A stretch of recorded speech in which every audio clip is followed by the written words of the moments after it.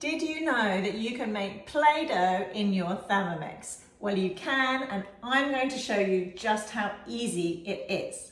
Here's a batch I just made. You can see it's a beautiful texture. You can roll it and shape it. You can roll it out and cut shapes from it. It's non-sticky. It's just a perfect Play-Doh texture. My name's Marianne and I am a food blogger and recipe developer over at the food blog Mama Loves to Cook. Over there I share all my favourite recipes, including my favourite Thermomix recipes. So I hope you will head over there and check it out. But today I'm not making anything you can eat, I'm making Play-Doh. Now why would you even want to make Play-Doh in your Thermomix? Well, for one, it only takes less than 10 minutes, and which is, by the way, a lot quicker than going to the shops to buy it. And secondly, it's going to save you a ton of money. All you need is a few store-cupboard ingredients and Play-Doh is yours. Okay, so let's take a look at those ingredients. Firstly, we have water, which costs nothing. We have cream of tartar, some food coloring, some salt, some plain flour, and some oil. I have canola oil here. You could use vegetable oil, olive oil, or use coconut oil and your Play-Doh will smell amazing. Okay, so let's see how easy it is to make. Firstly, we're going to measure the water into the Thermomix bowl, 250 grams. Next, we're going to add the cream of tartar. Now we want it to be around a tablespoon, so it's going to be 20 grams.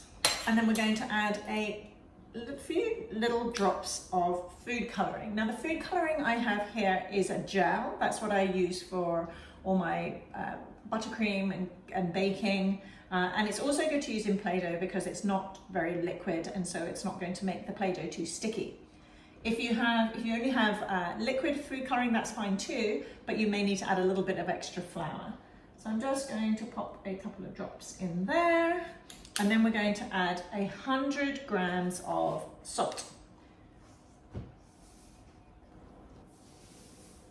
Okay, so that's my 100 grams of salt. Now we are going to heat through this mixture.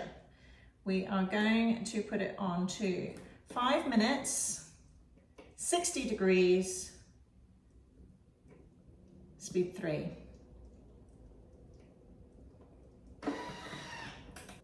And now we're going to add in the flour and the oil.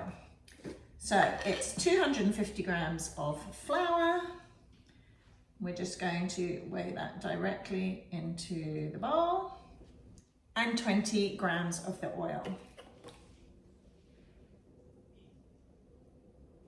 Then we are going to mix it up for 50 seconds before we use the awesome dough function to knead it. So 50 seconds at speed 4. And now we're going to use the dough function for 1 minute, and then our Play-Doh will be ready.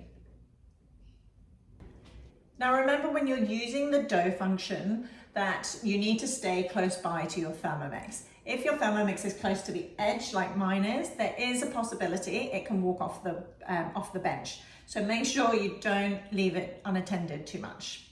Okay, that's been kneading, and now our Play-Doh is ready. Let's take a look. There it is in there, and if I pull it out, you can see it's just this awesome consistency. You can use it to make shapes, you can roll it out and cut shapes from it. Homemade Play-Doh, how cool is that? Now once you have all the Play-Doh out of your Thermomix, you're going to need to store it in a Ziploc bag or a airtight container. It's going to last for up to 3 months. That is what all that salt is for, help to preserve it.